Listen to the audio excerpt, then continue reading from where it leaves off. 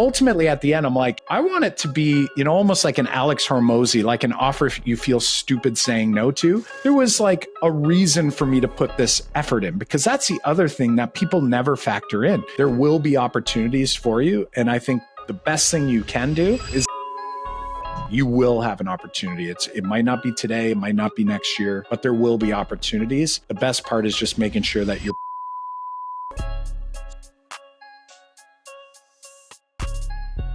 Joining us today is Kyle Pearce. Kyle, can you tell our listeners a little bit about how you got started in real estate and your journey to this point? Yeah, absolutely. Well, first of all, thanks, El Rey, for having me on the show. It's an honor. I love following, some of your guests. I know that Mr. Smith from the Smith Maneuver was on recently as well, and all kinds of great names. And actually, another local Windsorite was on as well. Melina was on sharing, I think, her little $1 million sort of story. So great to see some friends here from the local community in Windsor, Essex. So thanks for having me. And I would just say I guess I'm recently realizing that I've always been a serial entrepreneur with a little bit of a bit too much of a safety, need for safety as I was in high school teaching math, and for many years I was just intrigued by real estate. So I started going down that rabbit hole, and Rich Dad, Poor Dad, when I picked up that book, I started to realize I'm one of the characters in this book, and I'm going to be the poor dad, and I don't want to do that. And so I sort of, that sparked my drive to kind of dig in and explore. And while it may have taken me maybe longer than I may have liked at the time, it ended at, things happen for a reason, right? Because they happened. And, I couldn't ask for any, anything to really change. I'm really happy with the journey so far. Well, that's good to hear. If I'm not mistaken, I think Poor Dad was a teacher himself, right? Exactly. Yeah. Yes. Yeah. It's either that, and sometimes I'm like, I should probably go back and double check. It was like maybe government worker, but I think it was a teacher. And I just remember, sort of reading everything, and it was like, everything that this person was doing, I was doing at the time, so I was paying down my mortgage. I thought I was doing all the right things, and I was doing exactly what, sort of like the Dave Ramsey approach would be, is like pay down debt. So I didn't have substantial credit card debt or anything like that. No car loans. So I was like, let's start paying down this mortgage. I had a pension, having been a teacher, for, those first few years. And, not that I regret paying down the mortgage, because it actually opened the door towards using equity in order to make that first purchase. So things sort of happened the way they did. And I think ultimately at the end, paying down the mortgage led to my opportunity, which is great. But ultimately my mindset had to change significantly, from the goal being, hey, let's pay down this mortgage in less than, 8 years, to let's pay it down so that I could re-leverage and go buy the next asset and sort of grow from there. Yeah. Now, tell me, how far back was this? How long ago was that? Yeah, that would have been, so my wife and I started teaching in 2006. So we picked up a home in 2007, 2008, around the time we got married. And then I started aggressively paying it down. We actually bought a power of sale. So, kind of did a little bit of research about that. The house was maybe 10 years old, but in really bad shape, just cosmetically. So we, got it for a good price. It was sort of, the ugly duckling. So nobody wanted it. So we got it for a good price. So lots of things kind of lined up, put a lot of effort, a lot of work into it. I hate doing, any construction type work. And I learned that again in that process, but it definitely set us up to, have lower payments and really allow us to do some damage on that mortgage, right? Starting to pay down that mortgage and sort of seeing like a light at the end of the tunnel. And then as that was happening, that's sort of when I started going, I don't like spending money on frivolous things. So that's, I guess a good quality to have. And I just saw it. I'm like, what could I do to put ourselves in a better situation so that, who knows, maybe we could retire a little early. My parents retired early. They were auto worker in one of the telephone companies, the big one here in Canada, my mom worked for, and they both had relatively blue collar jobs and managed to retire early. And I just thought, I'm like, oh, like, let's try to do that. So that was sort of the early goal. And then real estate sort of opened the door to, oh, like we could accelerate this substantially more so than say just traditional investing in, say mutual funds or otherwise. Okay, so I have an idea on the timeline now, but I'm intrigued. So where would you say you fall now on the quadrant? Just referring back to Rich Dad Poor Dad, where do you fall now, and how long do you think it would you say it took you to sort of make somewhat of a transition in that direction? Yeah, it's a great, it's an interesting question. Back then, I don't know if the quadrant really hit me in the way that it did once I did read the actual book Cash Flow Quadrant, right? So when I went down that rabbit hole, it was some years later.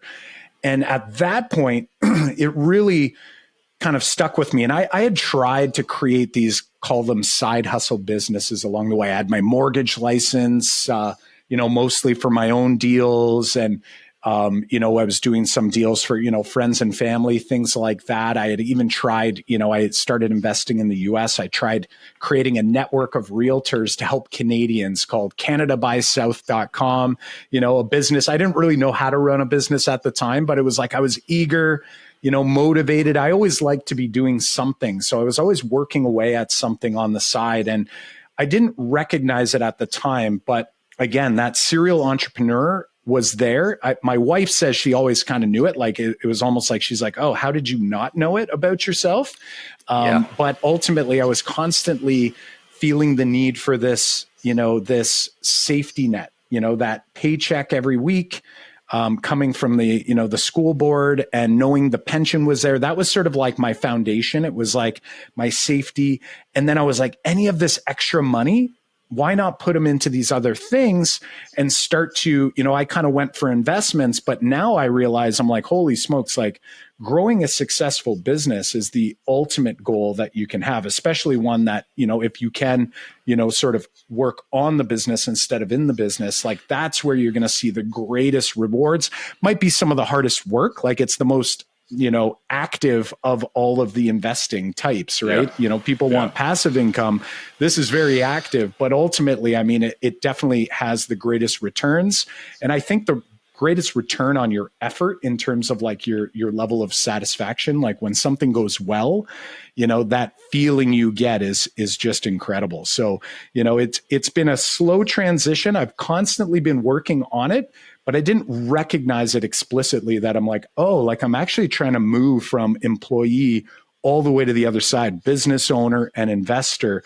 And, we're well on our way to getting to a place where, hopefully those investments will just be the foundation where we don't have to quote unquote, have to work, but we just do it because we enjoy doing it.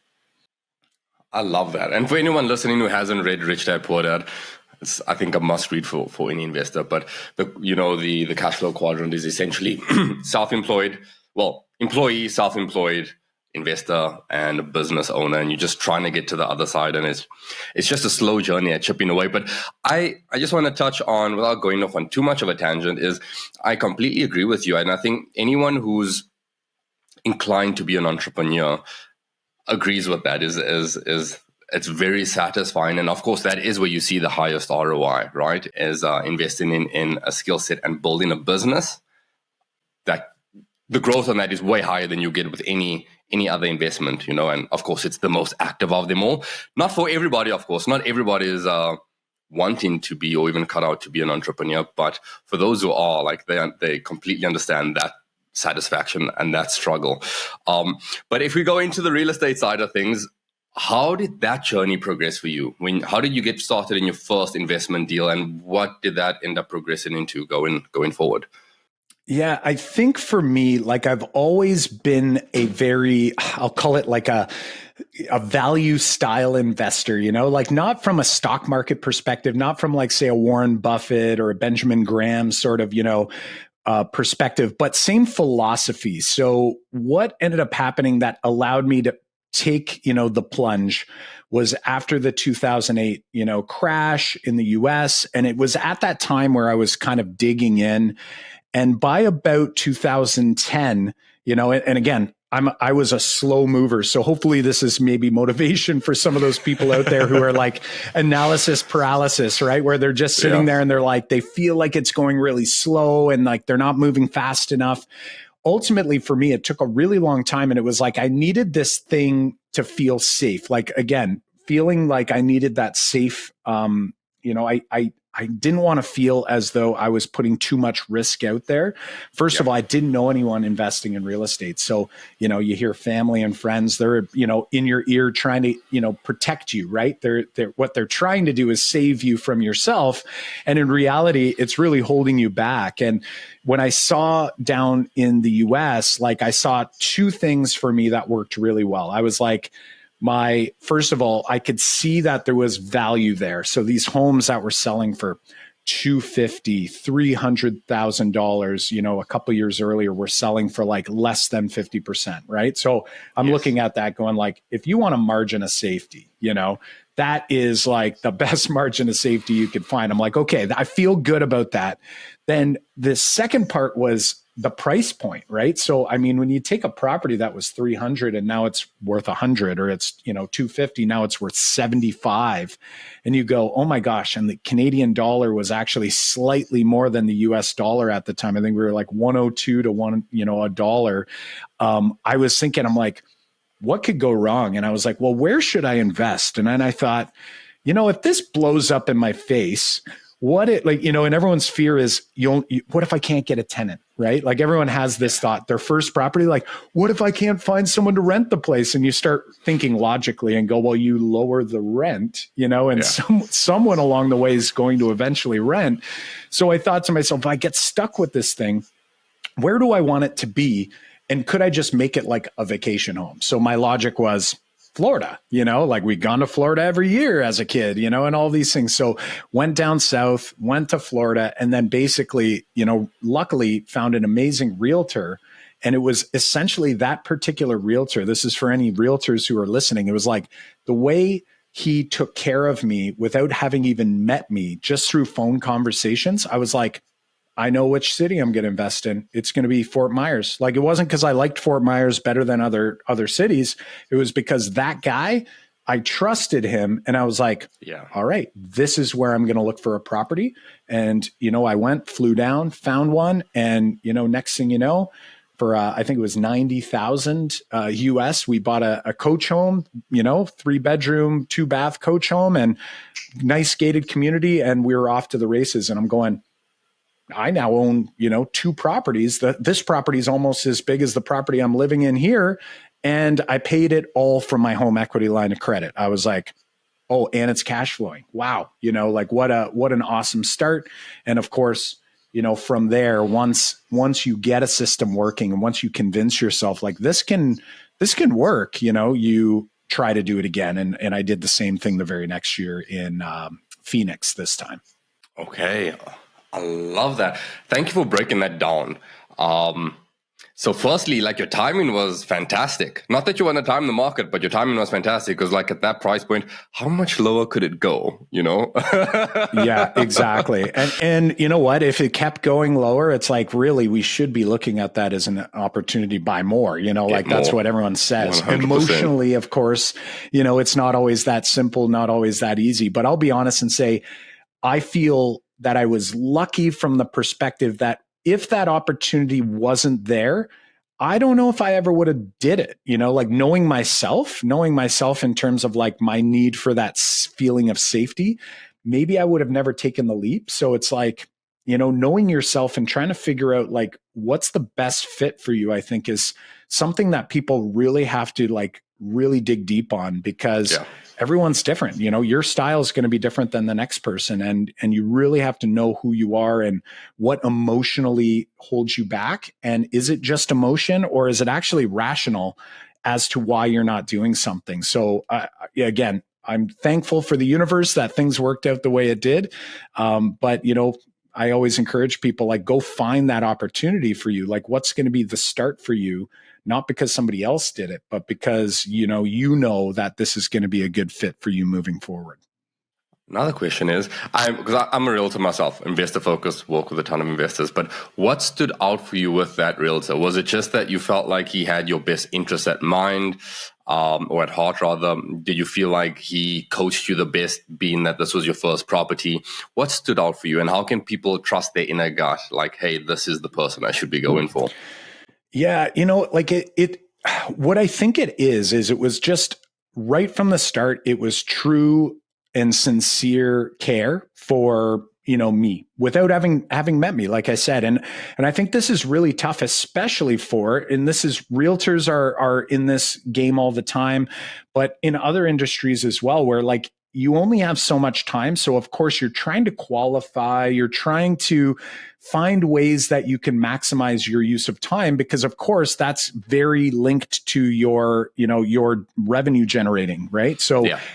Am I wasting time with this client? But the problem is, while you might be thinking about that and while you might be trying to qualify, making sure that the person on the other end never knows that, I think is like one of the hardest things to balance. And whether he was, or whether he's just a really nice guy and he gets burnt all the time, people leave him, high and dry, I have no clue. But for me, he took more time and effort, whereas I felt that a lot of other realtors that I had reached out to was very, transactional. We'll put it that way, right? It was almost like, hey, they didn't know who I was. So, and not that I expected them to care about me. It was just that this guy did. So I was like, I wanted to reciprocate that for him. So, hey, we had great conversations. And all of a sudden I was like, oh my gosh, like I would have trusted this individual. His name's Brett Kroom, for those who are looking for someone in Fort Myers. I would have trusted him to go and pick any property for me, because he was just that solid and just obviously there to do good work. I love that, because honestly, that's what I find being a real estate agent on that side of things, on the investor side of things, is there are two kinds of people. It's the transactional kind and it's the relationship kind.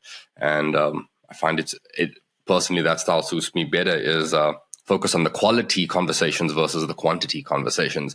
But I mean, I'm not saying there's any right or wrong. I was intrigued to sort of hear what sort of drove you there. But without going too much off topic, you got your first property, you dove into the next one. Was this the same property type, single family as well?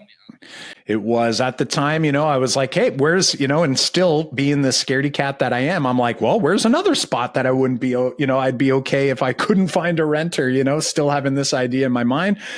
Phoenix, Arizona seems like a good spot. Started looking there. I was looking in Vegas and looking, a lot of the very, common spots at that time. And, this one I had done completely remote, found another realtor who was also very good with the relationship and so forth. And actually at that time I got smart enough to say, hey, can you like walk through and just take a video of, your walk through the property and like, let me know. And I'm like, I guess it's only like $300 to do an inspection. So let's just do it sight unseen. So that second property I actually never visited. And actually, sort of a funny story. Every time I've gone to, speak at conferences in Phoenix a number of times, every time I go, I always tell the tenants, hey, I'm going to come by and do a walkthrough, because I've never been to the property. And every time I get there, I'm like, I'd rather go to dinner with these people. And then I end up not going. So I've never been to that property, bought it in 2012. And my wife and I were, in Vegas at the time on a vacation, and, signed documents with a notary, like felt like we were gangsters or something at the casino bar signing papers. And that property is still in the portfolio, doing very well, knock on wood. And, it's been great. But then from that point on, we started looking locally here. So we started picking up some multis here in Windsor, Essex. But now we're kind of looking back down there again and, starting to go, you know what? With all our, capital gains tax challenges here, with, rental, wonderful things going on here in Ontario, I figure, what, I don't mind starting to, I say, if I'm going to look outside of Windsor, Essex is easy because it's here. I know it. And, I can go there, within 30 minutes of anywhere locally. If I'm going to do that, great. But if I'm going to move outside of Windsor, where do I want to go? I look around and I go, well, it's going to be just as hard to buy in any other part of Canada. Well, how about the US? You know what? I'm liking the US a little bit more from an economic standpoint.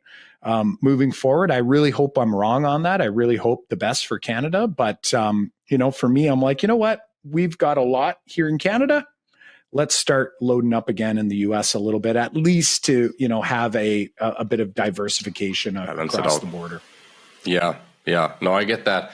Now for people listening out there, maybe mulling over some factors they should be considering, because there were two shifts you made there. It was the property type and strategy, and then location, right? So what are some factors that you were considering, and what drew you to multifamily properties, and what also drew you to potentially come back to Canada? Was it just because you wanted to be closer to home in terms of your investments, or trying to diversify?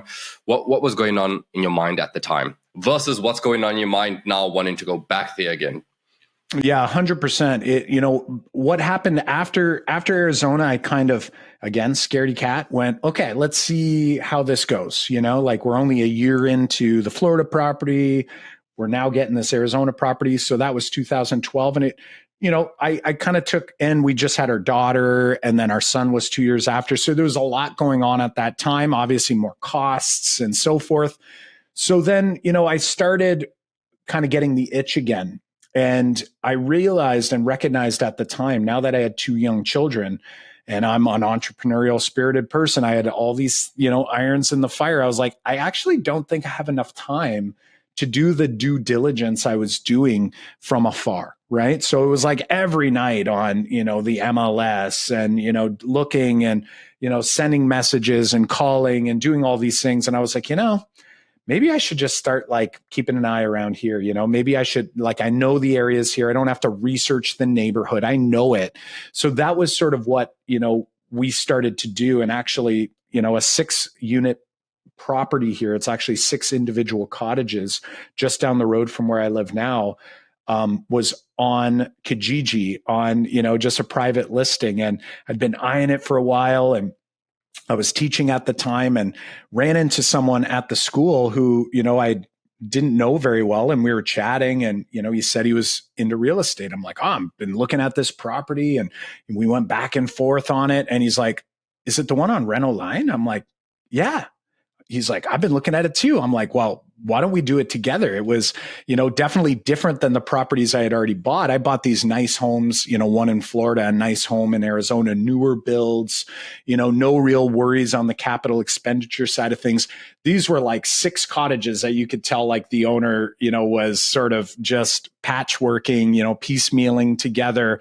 And the price was right, but we're like, I don't know if we're, like what sort of chaos we're after here. So we teamed up and went into it together. So that kind of allowed me to be a little more brave. And then from there, we just started to recognize that, multis, we're just going to get a better, we're going to get better pricing, right?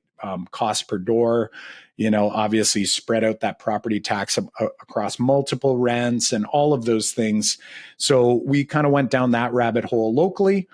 And now we're kind of at this place where we're like, maybe we want to start going back to the single family idea in the US, maybe starting to look at maybe single or short-term rentals. So we're just trying to like kind of diversify with also thinking about how do we, myself and a couple business partners, how do we, maybe benefit from the assets that we're growing alongside, like maybe it's like, hey, we go down to this property for a week and, we look to just break even on a property. It's not necessarily for profit, but rather for enjoyment. So we're kind of playing with the strategies a little bit and sort of throwing a few things. As the portfolio gets bigger, the cash flows, enough. We don't actually use cash flow for lifestyle. We just do it for growing. So we go, you know what? There's enough cash flow there that we can maybe float like a lifestyle type property. So we've been kind of playing in that world and trying to get into some creative deals down in the US. And that's sort of motivating our, our goals for that currently anyway. I love that though, because you hear Grant Cardone, you hear Robert Kiyosaki, and all of them speak about this is they buy assets, cash flow in assets, and they use those cash flow in assets to support their lifestyle. You know what I mean? And I feel like for a lot of smaller investors, it's something that we lose sight of. Is this, you're doing it for a specific reason, retirement, lifestyle, whatever that is. Yep. So you want the growth, but you also want to benefit from it as well, because at the end of the day, we all end up in the same place. Life comes to an end and you do all of this hard work, so you might as well enjoy some of it, right? 100%. So I love that. Now, one thing I want to touch on is you partnered up with this gentleman. Did you have a relationship with him prior to that? How did you go about vetting each other out to see, hey, is this a good fit? Because ultimately, this is a marriage of sorts. Are we going to be able to make it for the long haul? What did that look like? Yeah, no, it was, we'll call it fairly, was it like business love at first sight, I suppose, it was fairly new.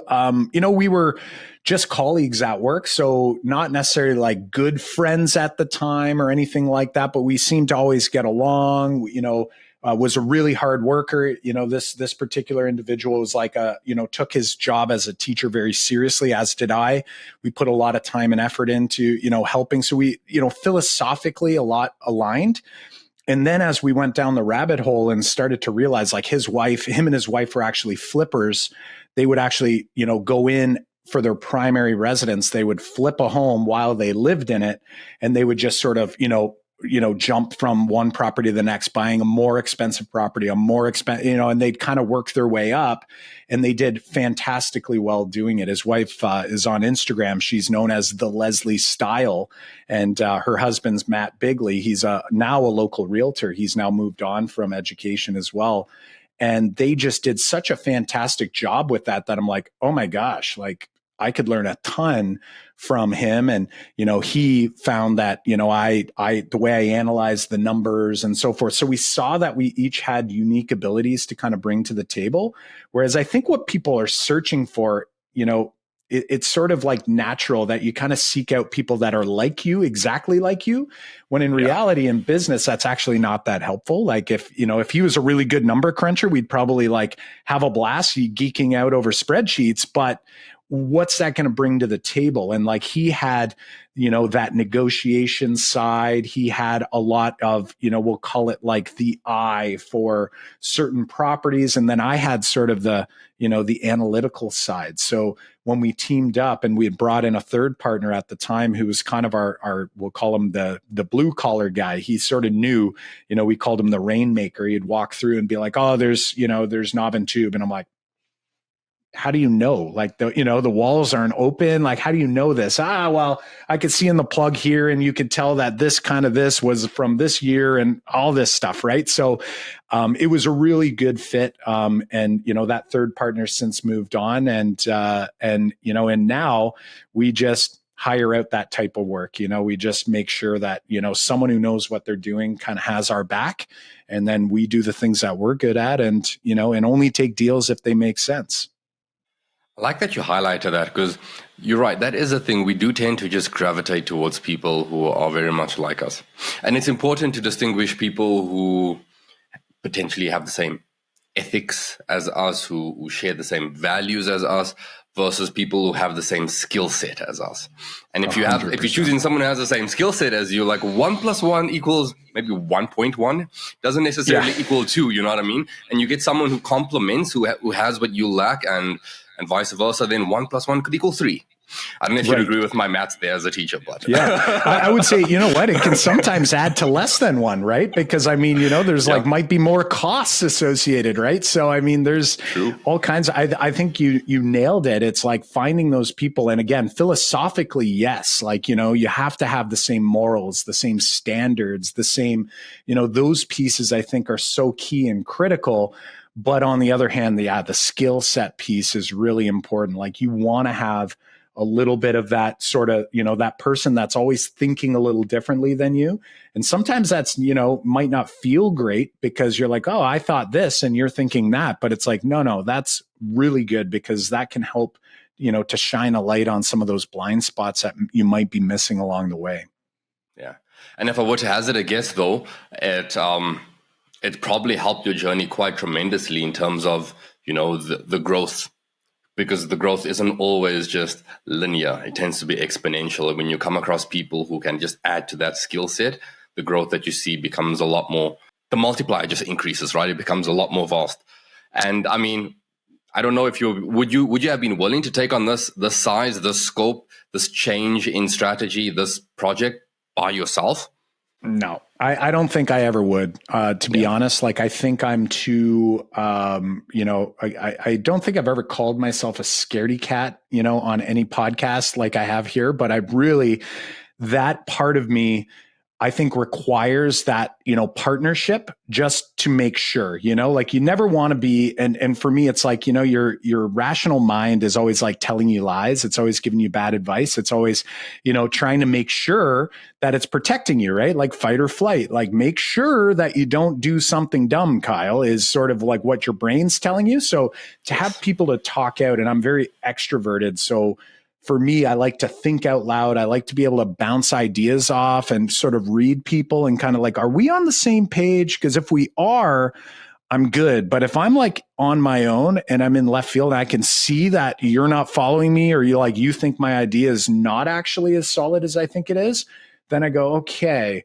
Whereas if I was on my own, I just don't know if I would have had maybe the bravery, I suppose, to actually do that type of work. And now, you had said something about scaling as well. And this is something that I think is really helpful about partnerships. So going it alone, if you're brave enough to do it, if you're willing to do all that work, if you're willing, if you're able to kind of overcome maybe some of your own, imposter syndrome or whatever's going on in your mind, if you're able to do that on your own, like more power to you. But the part that I think is really helpful as well, that you don't necessarily realize in the beginning, is that with partners, you grow together and you help each other to better understand what it is you really want. Because I think when people start the journey, the only thing you're after is higher number, right? Like you're like, I want my investment to be better than it is now, or I want my net worth to be better than now. I want to retire early. Like, what does that even mean? And for us, I think what we initially thought was, well, let's get to 100 doors. Like we had this arbitrary number, right? A lot of people set these numbers, like just set a hard goal and you'll do it. And we had that goal. And as we were doing that and we started scaling up, ahead of COVID, we were starting to scale up a little more aggressively. And we started to reflect and go, is this what we want to do? Like, is this the business we want to be doing business in? Meaning, do I want to be a full-time real estate investor? Because that's work too. So a lot of people kind of look at real estate as like, it's going to rescue me from my job or my, that income, the T4, the golden handcuffs, like whatever you want to call it. And it can, but do you want to do this instead? Right? Yeah. Like, it's like, until you get enough doors where you can fully step back. And I would argue most investors say like, you never fully step back. Like you're still managing the manager and there's all kinds of things going on. I think we recognize that we love running businesses, but we actually don't love running the business of rental properties. So while we have them as like a wealth generating tool, we actually have been shifting our mindset from like just stacking doors, but rather going, what, like, let's build the businesses we love and let's do that work. And then let's also, buy assets that, we'll feel comfortable with. So, again, a lot of it for us is real estate, but we certainly don't want to just be full-time real estate sort of managers, if that makes sense. 100%. Yeah. Oftentimes when I'm speaking with newer investors, the goal is always a specific number of doors. But from what I've found is, as I speak to more seasoned investors, is it becomes less of this random number out there and more of the quality of life. So that's the biggest factor of it all. You know what I mean? You find what you're passionate about, you find what you enjoy, you play to those strengths. And ultimately that's what it's about. It's about the game of investing, the game of entrepreneurship, building up, but ultimately it's not getting yourself into another job that you don't like or another position doing things that you don't like. So you quickly come to realize, well, I like this, I don't like that. We forced to do things that we don't like in life, but we ultimately, the goal is to do more of what we're passionate about, more of what we like, and less of what we're not passionate about and less of what we don't like. So that ends up being more of the goal, right? And Yeah, no, I'm with you on that. And I think the faster you can sort of figure out where your strengths are, what you enjoy, what you don't enjoy, what fills you up, what drains you, the quicker you can really focus on what's more important and develop a stronger why so that you can actually push through the tougher times, because it's not just about this random number, because what does that random number mean to you at the end of the day? And it doesn't necessarily mean you're in a better off position, because you could just be leveraged like crazy. You could have less doors and be in a better position anyway. So what does that number mean to you at the end of the day? So I find the seasoned investors have that dialed in, and it's definitely unique from person to person on what that looks like for you and what it is that you're building towards. But I like the fact that you highlighted that. I appreciate it. Yeah. For us, I think it's like really trying to get yourself to a place where now we're starting to go like, what's the cash flow number that's easy? Like I want to get to a place, and it's like, might that mean that we actually, sort of diversify to more, I'll call them conservative, real estate. I look at it as conservative, and we actually use leverage pretty conservatively as well. So like, we don't, try to take every single dollar out of every single property every time we can. And thank goodness we didn't, as the COVID bubble was happening, and take all the equity out and then buy, and sort of run it up like a lot of people did. We're just kind of looking at things and going, if our goal is this, and we're still kind of trying to clarify that for ourselves, but if our goal is blank, like we have a cash flow number in mind, and we're like, but I know that I don't want to quote unquote retire, like I don't want to do nothing. I just want to know that whether I earn $1 today or $1 million today, that it actually doesn't matter, and that we'll be okay based on our current lifestyle. And, so we've been doing a lot of thinking about that in terms of like, what does that look like for the money that we earn from our business? And how do we put it into some other assets that it doesn't matter what happens? Like, it doesn't matter if, the market goes down another 20% or whatever. It's like, who cares? It's there, it's wealth, it's good. But now what are these other sort of pieces to the puzzle that we want to start considering? And, so we're really trying to grow in that way, because I think we've always been very just real estate focused. And now we're starting to look at, like, let's throw in some other types, of, we'll call them like capital preservation tools. Yes. Along the way. So like one of them for me, because I always like to have dry powder, I'm like, well, if I have extra money, we should probably be purchasing, permanent insurance inside of our corporation. That money eventually is going to get taxed, right? We can kick the can as long, down the road as we want. I don't want to take the money out personally and be taxed and lose, whatever, 39% or whatever our dividend tax rate is, depending where you are. And, I want to be able to still get access to that capital. I want it to grow tax-free at the same time. So, we've been doing a lot of that too, where it's like, hey, we still have access to it. We can put it in a safe spot. And then when the opportunity arrives, like we're good to go. Like we've got dry powder, and we also have our tax strategy sort of wrapped up into that at the same time. I like that. Now, you strike me as the guy, and that's a good position to be in, by the way, is where your focus isn't just on, hey, I need to grow, but also I need to preserve now as well. And then it becomes a combination of both, right?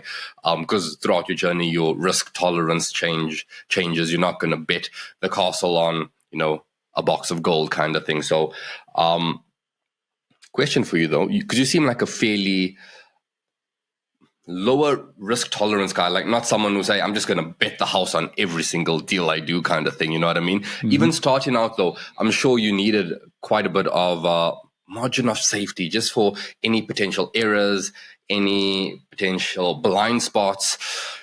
How did you find this? And of course, finding a partner along the way absolutely helps with this, because they highlight any blind spots you didn't see. They cover you on some of your weaknesses. But even when you started going at it alone, what were some of the things that you did? How would you identify deals that offer that significant margin of safety? I would say that I am an obsessive fact finder.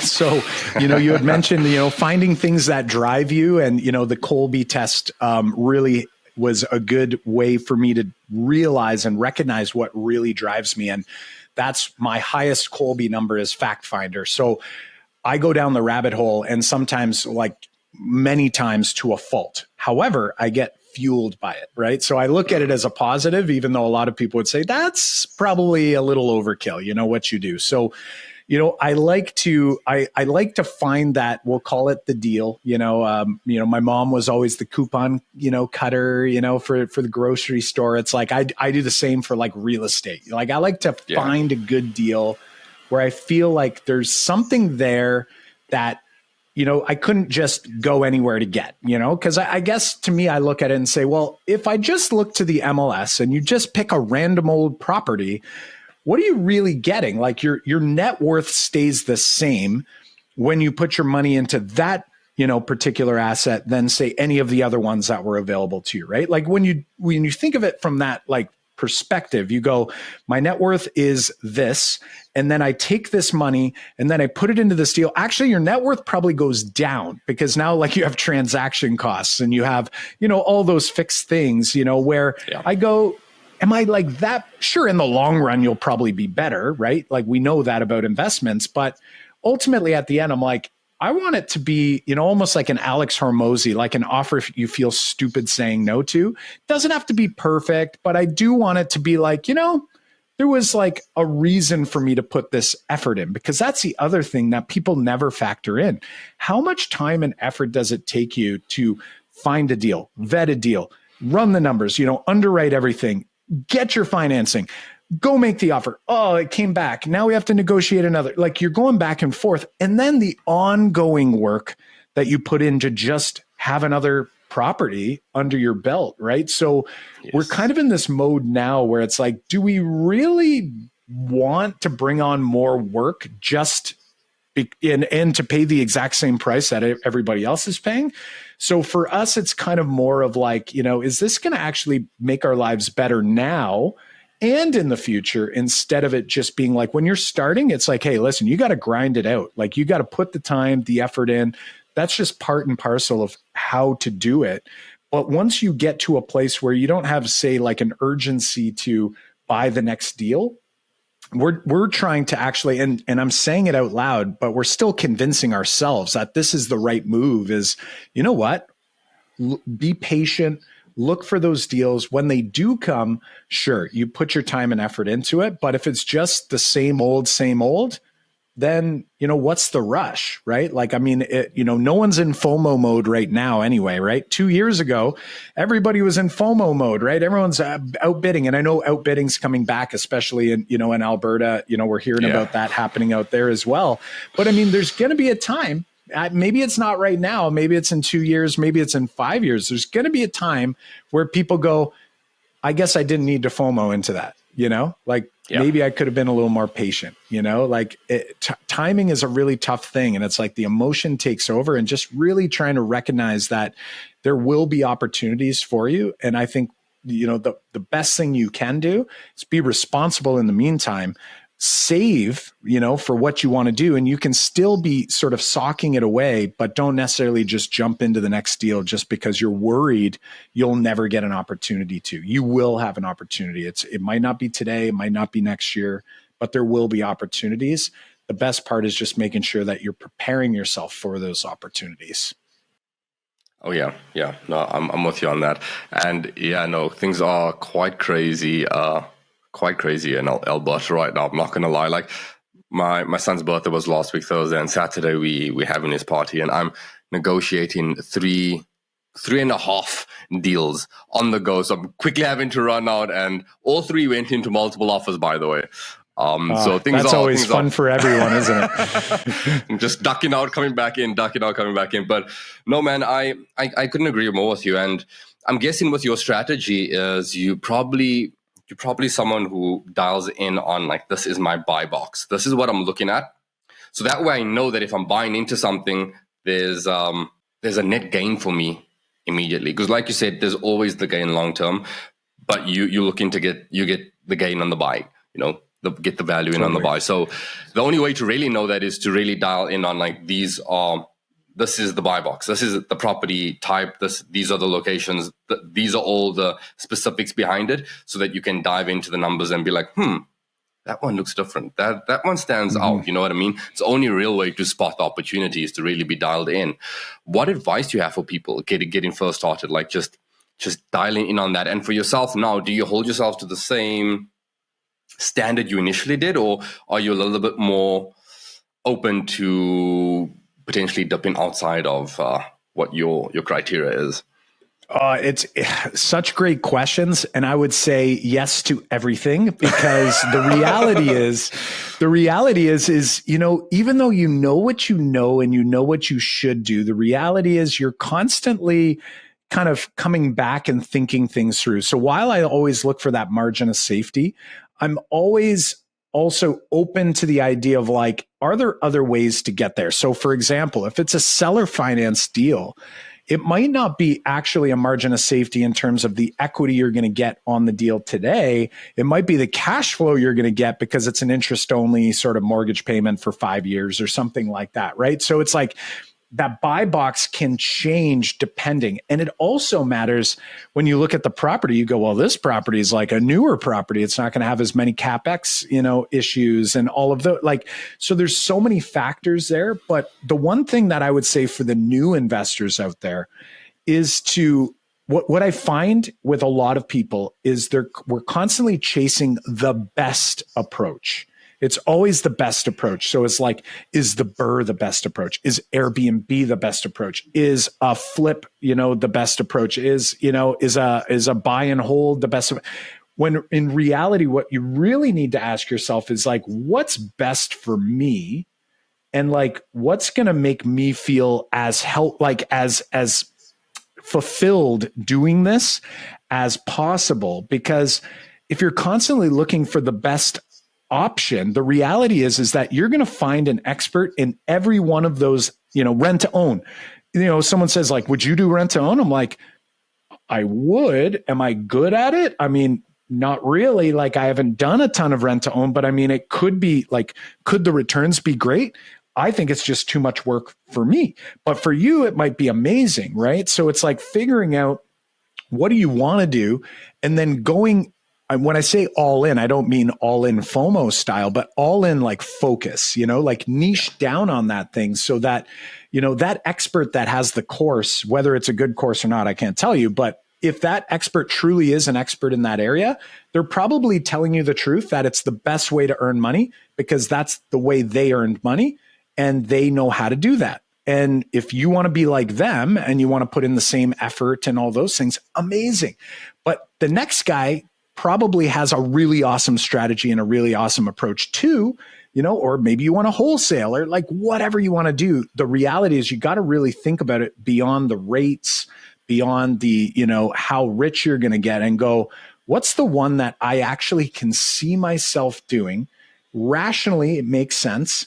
But then more importantly, I think for the long term is emotionally that I'm going to feel good about it and that I'm not going to run out of gas doing it. Because it's all about the long term. It's consistency, not intensity, that's going to get you through. And you don't want to be rabbit holing down all these different strategies and then finding out at the end that you're like, oh, I never really got good at any of them. And then I got all these mediocre investments across all these different strategies. I love that, Kyle. This is, typically when I'm sitting down with, especially new investors, I'm doing an investor consultation and I tell them my goal is not to help you find something to buy. It's sort of to be more of an advisor, see what your strengths are, see what your resources are, highlight pros and cons of the different strategies so that you can figure out which one best suits you, because all of them work. All of them are great.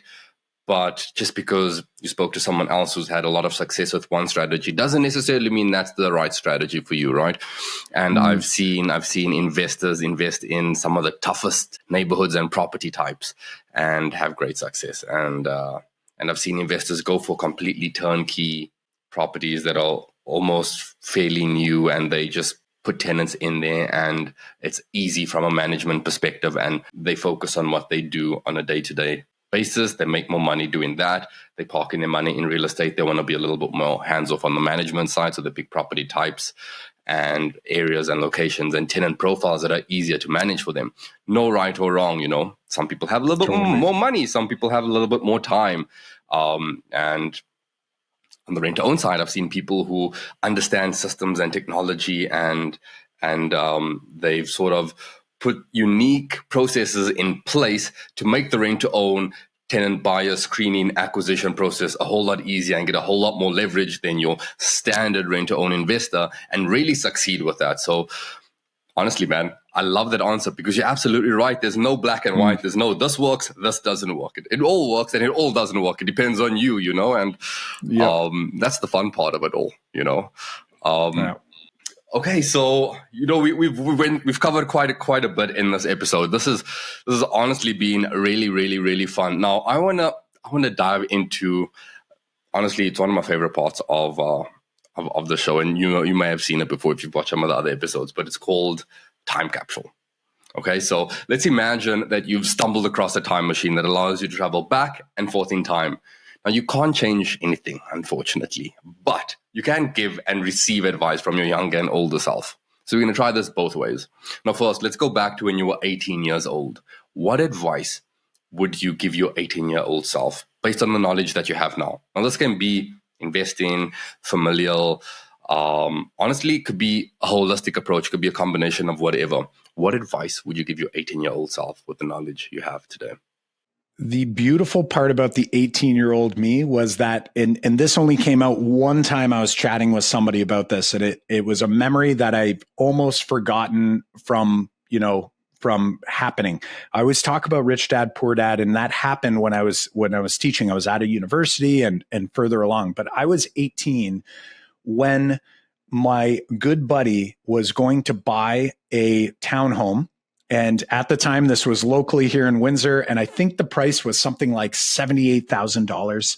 And it rented at $1,000 a month or something like that. Like, it was like phenomenal, better than the 1% rule.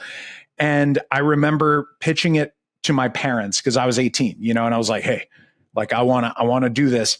I wish I would have pushed harder on it. And I wish I would have did it, because who knows? That would have been my advice, would have been push harder on it. I just sort of let it go and think about that. I was 18 and then I was almost 26, 27 by the time I actually pulled the trigger on that, on that property that I did buy almost a decade later. That's the advice I would have gave myself back then at 18. Honestly, I get that one a lot. Now, not in those exact words, but the gist behind it. And I think it's because it's the most powerful one. It's time, right? It's the one that no one can get back, and it's the most powerful thing because of just the compounding effects of getting started a whole lot earlier, and what that does over the long haul, and the effect that has. If you just you said math teacher, right? Yep, back in the day. As a math teacher, you obviously see the value in that, because you stretch that out on a graph over a long enough timeline, and the difference just grows and grows and grows between getting started 10 years earlier or not, right? So I'm sure you could appreciate that value, and that's why. For sure. Yeah. Okay, so let's go to your 80th birthday. What advice do you imagine that your future self would offer you at your current age? Oof, my future self. I hope my future self will come back and say that you started thinking about the cash flow goal at the right time. That's what I hope it'll say. I hope that it thinks about that, because I again, for a very long time, I was doing a lot of this almost robotically. And again, you a lot of people say this, they're like, I think I've been doing all the things you're supposed to do, but it's but they still have no clarity. And I'll be honest and say, I don't have 100% clarity, but it's I'm getting closer every day, and making it a specific thing for me to do. And I'm hoping that, when that 80th me comes back and they say, you know what? That work that you've been doing and thinking about and working through, it did pay off. You didn't worry about money. You felt like you could, take the family on a family trip. You could spend the time with the people that you love and care about, but you also still can do the things that you want to do. Like my wife says, like, you're going to be 80 or 90 or however old, and you're still going to be cranking away on little things. And, there's the old guy that putzes around in the yard and does the gardening. I'm not that guy. I'm going to be probably doing stuff like this, if someone will let me come on a podcast when I'm 80, who knows? But, that'll be the type of stuff that I hope's driving me.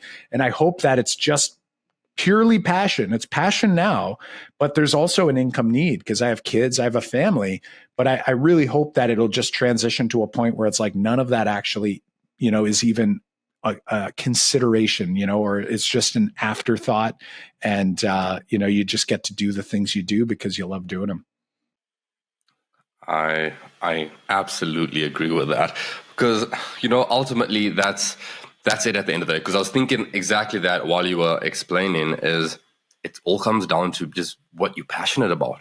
Really, I think initially when we first get started and maybe we're in a 9 to 5 or we're doing something that we don't particularly love, the goal is I want to retire on the beach. But ultimately, that's not the goal. The goal is to find something that you're passionate about, that you want to do until the day you die, or as long as people will allow you to do it. You know what I mean? So absolutely. Well, and imagine if you had this like spot somewhere, and you're like, right now, you and I are doing this podcast. And I have a funny feeling that you do this podcast, not just because, this can help you with networking and all of the positives that it does, but I could tell your energy. You enjoy doing it. I'm sure you can tell my energy. I love doing this type of thing as well. And then it's like, when you're done, that you could go outside and go sit by the beach, but you don't have to sit on the beach all day. You might just sit there for 20 minutes and that might be enough because that's about all I can handle, So you go sit for 20 and then you go do something else. And it's just to be like, I think it's so funny. We're so on and off people. We're like all in, all out that it's like, I'm either retired on a beach all the time or I'm working all the time. And it's like, imagine if we found some sort of balance there where you're like, you know what? Sometimes I like sitting on a beach and other times I love, recording a podcast or, doing some of these other things that we get to do, as business owners. No, I get that. But I tell you one thing is when I had my standard 9 to 5, every Sunday I complained to my wife, oh, tomorrow's Monday. Now that I'm doing what I do, we drove down to Calgary over the weekend as well. And I got back and I'm like, I love my routine. I love doing what I do. I actually enjoy this a little more sometimes than being pulled out of my routine, even if it is for like a vacation. You know what I mean? Which I think is a good spot I get stressed out sometimes, I'm like, I'm so used to doing certain things and I'm like, I want to get back, get back there. Totally 100%. Yeah. Oh, Kyle, I've loved this. And you're absolutely right. This goes beyond just any benefits of networking or monetary benefits that I could get from this. I love connecting with different kinds of people, high caliber people who are doing things, putting themselves out there. It's just the things you learn, the perspective you get from different people is really what fires me up and intrigues me. So honestly, this has been a really fun conversation. I'm sure everyone out there listening can definitely agree. And I'm sure people listening out there are like, okay, well, where do I find Kyle? How do I learn a little bit more from this guy?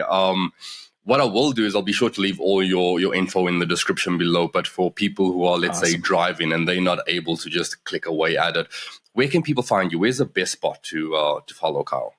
Yeah, assuming most people are checking this out on, podcast platforms like I do, you can look up Canadian Wealth Secrets. It's actually our show that we do. It's all about trying to take some of what we've been talking about here and really trying to figure it out. And we talk about it from a wealth perspective. However, it's not just financial wealth. Like we really do try to go down the other rabbit holes of like to live a truly wealthy life. That, there's so many aspects to it. So we do talk finance a lot, real estate, all of these things, capital preservation, tax efficiency. But really, we're just trying to, make it a better journey for all of us. And selfishly, myself and the co-host, one of my partners, John Orr, we get an opportunity every week to come together, brainstorm, have a great conversation just like this one. This one's been a true pleasure. So Canadian Wealth Secrets is probably the best place to find us. And hey, if anybody wants to reach out to us, you can look us up on our website, CanadianWealthSecrets.com. Awesome. Well, there we go. You guys heard it. So go check it out. I'll leave all the info in the description below. But honestly, this has been really, really fun, Kyle. Thank you so much for coming on and sharing. And I look forward to hopefully having you back in the future. Thank you for tuning in to the Wealth Through Real Estate Show. If you want to gain deeper insights into managing rental properties and honestly building up a successful real estate portfolio, then you definitely want to check out my interview with Elizabeth Kelly. This is your host, Alray Noble, signing off.